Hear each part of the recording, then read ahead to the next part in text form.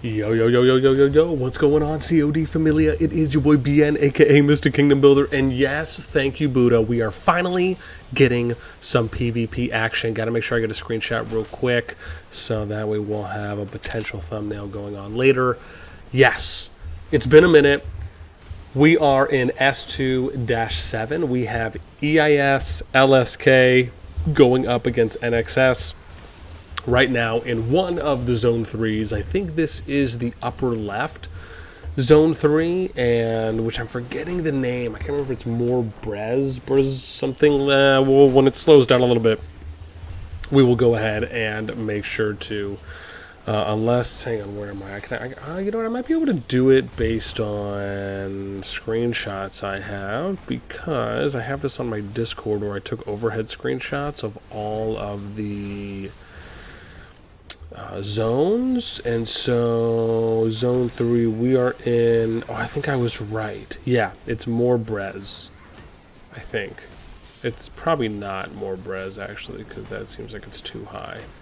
Okay, here we go. NXS pushing up slowly up this ramp on EIS, and oh gosh, where was my other one? Oh, interesting. So this is the thing that we've been seeing a little bit more happening, right? Where it almost feels like there's a rally or something that's being thrown up just to kind of get a lot of units up as far as inside of the spacing for their opponents. Whether that's to cause some disruption or just put some units there and a little bit more of a safety net so they don't have to necessarily kind of work their way. Because if you think about it, one of the things about doing a rally up a ramp creatively enough is that you can rally up the ramp, or if you're using one of the, I'm forgetting the artifact right now that you can use that basically lets you like jump whenever it is 10 people or so over within a region. But the idea is that, like, let's just kind of stay on the rally thing for a minute. If you rally up the ramp, you're basically hiding the other units within the single rally, right? So you have one unit going up the ramp compared to, right, 15, 20 other units trying to work their way up the ramp. So you can make the argument it actually could be a little easier doing it that way. So just something that you kind of notice, right, when you're seeing these things being done. So EIS, LSK, ooh, look at this. Nice replenishment here on the supply lines. A few people not moving. NXS, they have numbers, right? This is one of those situations we talk about where you don't want to give up top of the ramp advantage. The reason why is because you need the ability to spread out. When you go back down, now you're kind of fighting at more of a disadvantaged position, right? Holding strong. I mean, again, they're getting replenishment. It's not like people are not coming back, right? NXS has units. This is the thing. You fight to get positioning at the top of the ramp, but then you're just falling back. To me, again, keep that consistency there. Coordinate, maintain your good positive leverage at the top of the ramp. Because again, now look at EIS and LSK. This isn't bad. I mean, again, they're a little grouped up right here, but some of the EIS players are spread out. You got Big the Beg over here on the side is a little bit spread out too as well. But again, this could be better. They could be utilizing the entirety, right, of this area where they're kind of spacing it out. You can even do things where you do rows, right? You can put your archers here and then your mages one row behind, right? Even though it may not necessarily be the biggest spread, it definitely can help more so than not doing those things. But now, if you're pushing them, this is actually fine because you can't really spread out too much here, right? So you kind of have to be somewhat selective. Now, again, if we're seeing more high-level coordination, right, what we kind of see, and I really haven't seen this happen yet from anyone, but what I would like to see almost being done is having your flying units here, right? So you're kind of out over here, flying units up here, and then you're putting your archers and then mages at the back. Oh, interesting here. Looks like we get a little flash or a blink being done. Ooh, and then the flash back. So flash goes in, does some damage, flash comes out. Interesting there. I wonder if the duration on the unit itself, when you do that, if you can attack fast enough to proc an active, part of me feels like you just won't be able to generate enough rage that way, unless you are fighting here in the mosh pit, your rage is almost generated, then you do the flash, and again, I have to remember the name of the artifact there too as well, so again, I'm somewhat simplifying. But then you do the flash, right, if you want to try and use your active on someone else, right, maybe you can't get to them, someone over here, right, so you flash down, pop your active, flash back. Again, looking at a lot of time bombs being thrown down here. Ooh, that nice Shadow Games from multiple negative purple that's being done there, right? Usually the damage that we're seeing. Counter Shadow against the Divine Mercy. You shield a Burst Strike for that nice single target. Let me see a Terrifying Inferno being thrown down. It looks like a Tear, possibly. Ooh, another Burst Strike being thrown down. Looks like it was Terrifying Inferno. Another Burst Strike being just... Look at that. Negative 17, negative 18,000, 16, 18. Oh my gosh, that's sick. Right there. The Shadowfly Divine Mercy getting thrown down right here. There's that Tear of Arbin you're seeing, right? Getting that 2-second proc for 8 seconds on the heel, top of the ramp. Again, a lot of clustering right now. This is actually okay from deadlift, spreading out a little bit over here. I'd love to see them, like, again, spreading over here into the canyon, even going up here, right? Trying to kind of pick off, for example, focusing on this person, right? Again, remembering to maximize your efforts on the ramp. They brought a good amount of flying, but they're using the flying in the same approach that you would typically see archers or mages being used, right? Remember, this is where we're kind of looking at how tactics are being applied and good and structure when you're fighting, right? This is why, and I wonder if this is, it might not work because I probably have to be doing the whole screen. I have like this like magical drawing thing here. I wonder, let's go to right window and I'm just gonna lower this a bit. I'm just curious. I just want to see if this thing is gonna work. We'll have to see if it does. I want to see if I can draw on the screen. Can you guys see that? Oh, it's so cool. You guys can see that. Dope. Okay, so the idea would be, let me see if I could change colors real quick for something a little more clear. That actually doesn't look that bad. What's better here? Oh, I like that. Okay, that's a lot better. Cool. So the idea would be like this, right? You're bringing your flying here, and then you're basically picking them off, right? While you'd have archers, and then you'd have mages up here. Flying would be over here, and you're kind of picking off the outliers, right? At the same time, right, you're moving. If your archers move, then your mages move, right? That's kind of the idea there for what you'd be looking to do. Let's come back now. I wonder, can I full screen this? Will that change anything for me on being able to use this fancy tool? I don't know. Let me see here. I want to move this so I can look at it a little bit more.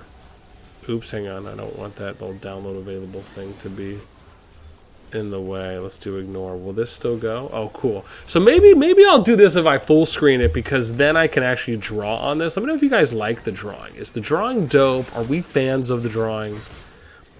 Everyone's like, boss, I'm more of a fan of you keeping the fight in focus so I can watch.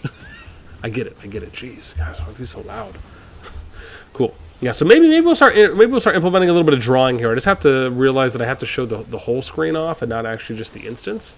So hopefully that doesn't degrade any potential yet, because I'm realizing that if I just do the PC client, like, let's see, if I switch this, and let's say we just do the PC client, I don't think it's going to allow for me to...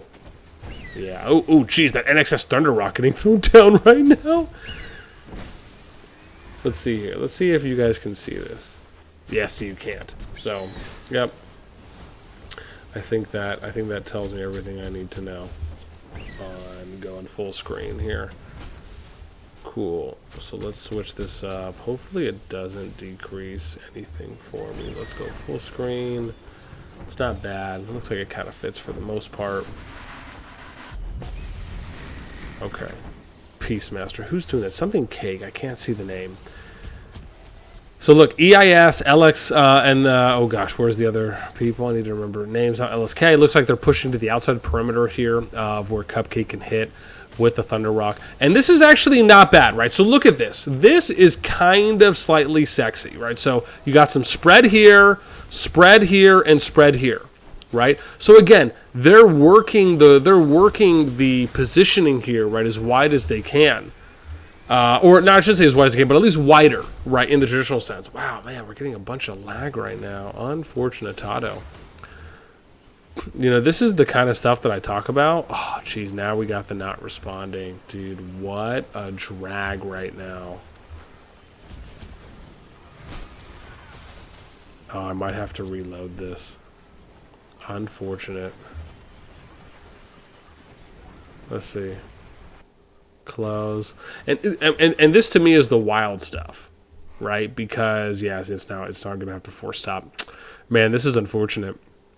Like, these are the things that I often talk about when we're when I'm watching COD on my phone or a tablet, as an example, right? I don't usually see these lagging situations. And bear in mind, my internet's pretty good. I mean, my PC is, I would say, like mid-range, maybe low mid-range, but definitely able to keep up from when I look at my internal metrics, or I guess stats or numbers, however to say that. But just seeing the fact that, and again, I don't know if other people have PC issues when it comes to like large fights that are happening, if you see better performance on your mobile/tablet, but I do. And I've seen people that have better performance on their mobile/tablet compared to when they're on the PC client, right? But just since we're about to get back in the fight, let's lower this down to 1.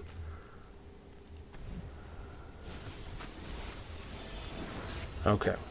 So here we go. We are back like a Cadillac. So let's zoom out, show you a little bit of what's happening here. And I think we're in, so see, we're in Camelot. And you can see, right, you got NXS and then EIS right in their group. I don't know who's down here. WM is down here, and oh gosh, whoever green is, and LSK. Right, so so those are the 4 alliances that are in. Let's go back into the fight, because EIS and LSK are just in NXS's kitchen right now. I mean, talk about raiding the pantry, if you know what I mean. The closet, the fridge, getting your biscuits taken is happening right now. It's a lot. And I want to point out, I don't know, let's see what the numbers are. I don't know if we can see alliance power. Okay, here we go. So EIS, what is that? 1.6 billion ahead of NXS. LSK 3.73. So, I mean, you could make the argument probably easily undermatched, or at least advantage. Let's see here. So you got EIS, and we need to be looking at NX, right? Yeah, so you can see EIS, right, the top 4 players right now. Then you got NXS EIS, right? So you got Death. I guess you could still keep somewhat up there. But then the next NXS is number 14, right? So you got what? EIS 2, 3, 4, 5. You have 9 out of 13 of the top people there. And bear in mind, someone is 100 mil versus 140, right? The only difference really there, at least in the usual case, is just that that person probably just has more troops trained, right? But as far as the accounts already being maxed at that point, right? And obviously, the other thing will be war pets. That will be the next big factor, as far as who has maxed or, kind of S skills or S and A skills. Or are they able to run ideal pets, right? Do they have 1 stars, right? 2 stars or 3 star skills, depending, right? Those will obviously then kind of play the next factor outside of, do you have your artifacts maxed out as well, at least skill wise. But let's see here. So EIS. Yeah, looks like, again, man, EIS, LSK, definitely pushing at this point and establishing their own ground on that NXS territory. And to be fair, I mean, this is something we've talked about before, right? When we watch PvP, one of the things we often look at is, or I shouldn't say look at, but well, I guess that too, but ideally, when you are on the offensive, we've seen situations where alliances that have someone of an upper hand, right, will decide to either kind of hold still, right, as an example. If they're over here at the ramp, right, some may just say, okay, well, we've pushed them back, we'll just kind of stay at the edge of territory, and then even if they have numbers, they'll just kind of wait for their opponents to then kind of counter push if they're able to. EIS and LSK, again, taking the more aggressive approach. And this is something we have talked about, where we mention if you're going to take an aggressive approach, then you want to push a lot of people inside of the of your opponent's territory. In this case, i.e., NXS, because it allows for you to kind of to essentially kind of cut off some of the supply lines, right? Instead of them being able to kind of gather and regroup themselves, they now have to fight from a separated position, where if you have people here, it's not as easy now for these players down here to connect with these ones, right? If they're trying to go forward and push towards this, right, they would almost have to fall back and create another staging area somewhere around here, right, in front of the gate, as an example, because of how deep EIS is already pushed into their territory. So it does present you some advantages. However, on the attacking or the aggressive side, in this case EIS and LSK, it does also require for them to kind of keep up that Legion supply or supplementation there, or reinforcements, we could say, because it can also be a little bit more risky when you're pushing deep in, especially if you're not doing it in that much of a coordinated way, right, where you're kind of having 20 legions, 15, 20 legions, to kind of move in a group. The more you keep splitting it up, the more they'll be able to replenish, because again, right, they have the shortest duration to reinforce themselves or to resupply their troops, because you're fighting on their territory, right? You have to usually walk farther than they do, unless your flags are connecting. Maybe you're branching out flags so that way more people can kind of teleport to more of a forward staging area or a forward operating area. Then that's different.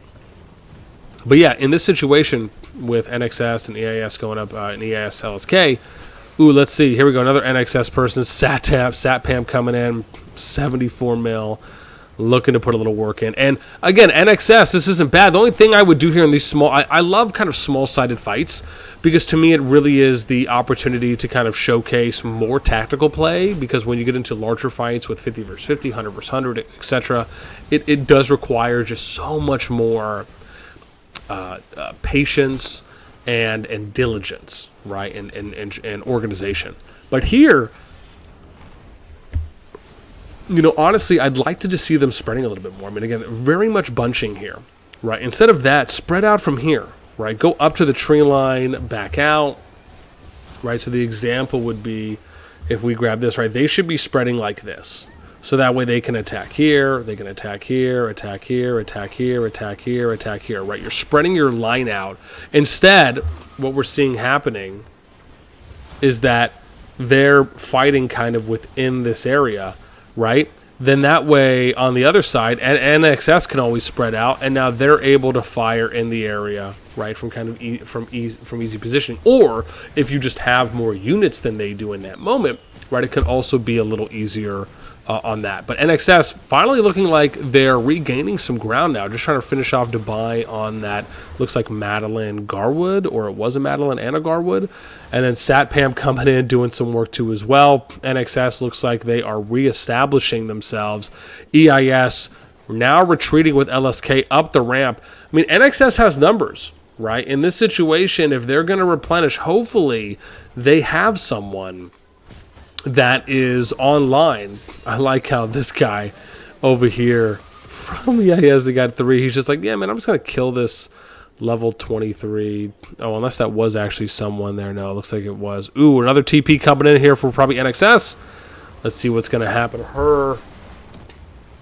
We got Master Dammer, 39 mil. We got Yon Soy just running around right now. We'll see if NXS is going to go clean that up. That could be an easy one, right? Is clean up the people that are behind you. If you're going to push up the ramp, right, something to be mindful of on this ramp idea. If you're going to be the attacker, this is almost what I'd like to see. If you're going to push in unison, you could do that. However, what I'd almost like to see is a little bit of a poke game happening first, right? Kind of line up some archers, maybe some mages here, bring your flying or your mages here and then here, right? And then try and attack from the side, right, like this. And then once you feel like, okay, they're either pushing back, because again, it can force them either to have to kind of choose what sides they want to focus on. The idea is you're splitting up damage, right? You're spreading it out. And then once you feel confident, then you can go ahead, right? You line up your infantry. Infantry comes up. Cav can push up, right? Banana splitting out, trying to, again, force damage going elsewhere. And then you have your archer line and your mage line, and then you start pushing everyone, right? So, again, these are just a couple ways to strategize if you're trying to either kind of do the poke game first, you're trying to take them a little bit off of their familiarity, or if you just want to go all the way up straight through the throat. There are a couple ways you can approach it. Not as though we're seeing, I would say, in the moment, right, the most amount of kind of tactical play when we're watching PvP, especially for ramp play. Like, I love ramp play. Ramp play, bridge play, choke points. I always think there's so many creative ways that you can really approach getting through a situation. It's just a matter of applying those. And sometimes you might be in a case where it's just a slugfest, and that's okay as well, right? However, one of the things is that with a flying unit, it's always going to give you more flexibility, right? More creativity on the battlefield, because even if you're at a choke point, if you're on a bridge, if you're on a ramp, you always have the flexibility of using flying in a more in a more, I mean, I don't want to re-say flexible, but you have more opportunity, I'll say that, with that particular unit, along with mages, because you have the farthest range on them, right? So, again, you can put mages here on the bottom of the cliff, you can put mages here, in between the trees, and you can fire upwards, right? Because there's no range decrease from firing down to up, just as much as there's no range increase or increased range, right, from fighting up to down, right, or top, or on a second level, or on a raised elevation to a lower elevation is probably a better way to say that. EIS LSK now pushing back out. Master Jammer on that ground pound, multiple negative purple there, hitting on that arc. That was nice. We got another Burst Strike, Vicious Strike, Terrifying Inferno. That counter Burst Strike, negative 14k purple. Jeez, that was massive. Vicious Strike coming out, negative 10k, negative 3.7k over here. Another 3.7k. That Royal Punishment for the big forward swing. Oh, that was nasty. 14, I think we saw 17k negative purple damage. Jeez, that's a big one right there. Another Royal Punishment coming out there from blood. Negative 7.36. K being done, that counters Shadow Games, hitting at least one person, right? One of the things we have to talk about with Shadow Games, right? It's always nice to at least hit two or more, because then it just kind of feels like you're getting some better value out of it. Counter Shadow Games play, hitting negative 3 right there. That Divine Mercy, Tear of Arvin getting thrown down for some heals. Don't know if that might have been the best place. Probably would have been better to place that a little bit farther back, because it looks like it was used by one of the NXS players.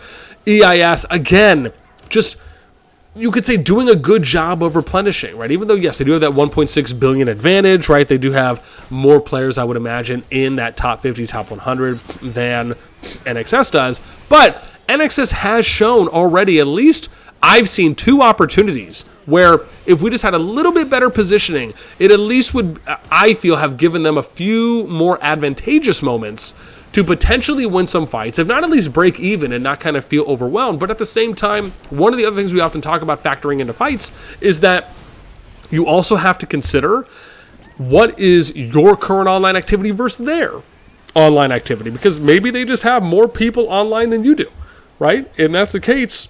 If that is the case, sometimes there's just no getting around that, and that's okay, right? Typically, when you're fighting over a 24-hour period, sometimes it's a battle of how much ground can you gain during your online, during your peak online time or window, and then when you're on defense or for your peak offline time, how can you mitigate or minimize the amount of ground that you are losing when you are on defense, right, or kind of on your offline peak time. Those are usually the 2 approaches when you're at peak online and then peak offline time. So again, we'll have to see. Remember, this just started. I mean, even though it looks good right now for EIS and LSK, I wonder if outside of NXS, is WM a part of NXS and it's kind of a 2v2? I mean, if that's the case, I would probably be a little more excited for something like that. How far do I have to go in here? Let's see. Oh, gosh. Oh, that's a lot better. Okay. Because I don't know if we saw where they were at. Yeah, see, here you go. So WM 2.7, they are a billion less than LSK. And then you have the 4.6, right? So you got 1.6. So you're pretty much 2.6 billion up And again, that's if this is a pure 2v2. If it's a 1v3, then yeah, that could probably be a little more difficult. But the thing I like, though, is you got multiple NXS people that are TPing in, right? They are reinforcing. You do want to keep up the ground. Sometimes what can be good as well, and this is something that I want to talk, this is like I'll give you a little pro tip here. One of the things that you have to consider when you are fighting is that most of the time, alliances want to build straight, right? So you want to build as fast as you can to your opponent's area, right? Or to your opponent's flag so you can start destroying. The idea here is you need to try and get as many people over the bridge as possible. When you are in situations where you're fighting pass to pass, instead of taking an approach where you're going to build out, what you should be doing, and I'll give you an example here. Let me use my fancy dance. I don't know if I have shapes. Can I use shapes here? Oh, I can't. Okay, it's okay. We'll draw. So instead, what you should be doing is this.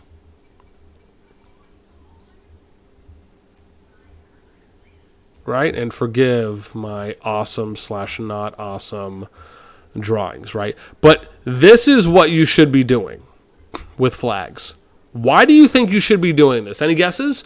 The reason why is because the idea is that you have all these players over here, right? And beyond. You need to try and get them over to this area. So what you do, don't look at it as sacrificing. Look at it as creating staging areas. Look at it as creating territory so you can get your players to more of the forward operating area, which means you're reducing the replenishment times. So your supply lines are being reinforced faster. Once you then have enough territory here and you have more players, right? Because remember, you only have pretty much a little bit of space outside of here, and then you got the 2 flags. Right, you need to double, triple your flags around the area, get more people TPing over here, reducing the resupply time, and then, once you're in a better position, then you start pushing out, and then you can start flagging, right? Then you can start hitting your flags and going where you need to go. That's really what should be happening, right? When we're really talking about it. Oh gosh, hang on. You guys didn't even see any of that, huh? I'm sorry. Everyone's like, boss, what are you doing? Hey, God, let me give you the quick one here. Let's go here real quick. So this is what we're talking about, right? You guys can see that on screen. So the idea is that you should be doing this. Everyone's like, boss, we can't see anything, right? You should be flagging out into the open spaces, right? And yeah, squares are bad, right? There's like, I'm basically like doing almost a rectangle/triangle, but you get the idea, is that you need to try and get everyone that's over here, right? And all the players that are over here.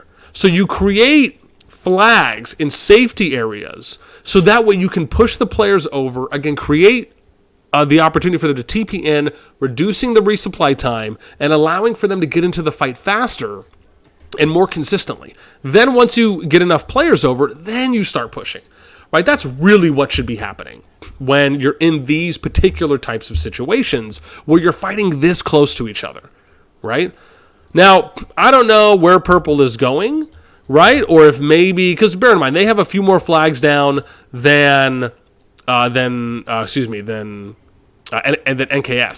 or NXS, right? They have a few more flags down than NXS. So maybe they just got a little bit more of a jump. Maybe there was some early gate fighting and it just slowed down NXS a bit, right? Maybe they just never have had the opportunity to flag out that way. But if one ever arose, that's really what you would want to be seeing in order to try and give NXS, whether you want to consider it a numbers advantage or just trying to make the numbers a little bit more even in that case. So anyways, with all of that being said, I think this is where I'm going to end it. As you guys know, I love watching PvP in CoD. One of the things I wish they did is I wish they had fog. I wish there was an option where when you went into a new season, you could opt and just say, I don't want fog, clear it, but then you lose out on all the rewards that you could get if you did clear the fog. And then the other option is you keep the fog, and then if you defog it, you get all the rewards. That's something I would love for them to add in to the game because it would allow content creators like myself and others to go in and record and showcase off PvP in CoD. It's very difficult to do that when you're limited to only being able to watch PvP from the kingdom that you're in. Right? I love showcasing off PvP from all across the game. So when I don't really have the opportunity to do that, it's a little bit of a letdown. And I know quite a lot of players or our community, along with others that watch PvP content that I put out, do like watching that. They like seeing PvP being done from other kingdoms. And that was one of the things I loved about S1 Plus, is that the fog was already cleared. So we were showing off PvP all the time, and it was glorious. So now that we're pretty much at about 30 minutes, I know how to get my fill this time. With that in mind, right, let me know what you guys think on this fight that we have here in S2-7. I believe there's going to be some more fighting in Zone 4 from what I'm hearing. I don't know how much fighting is happening right now in a few of the other Zone 3s, but then there's also another group, I think, with S2-1 that we're also going to be trying to get you guys some PvP when that Zone 4 opens. So that could maybe happen. We'll have to see how that one plays out.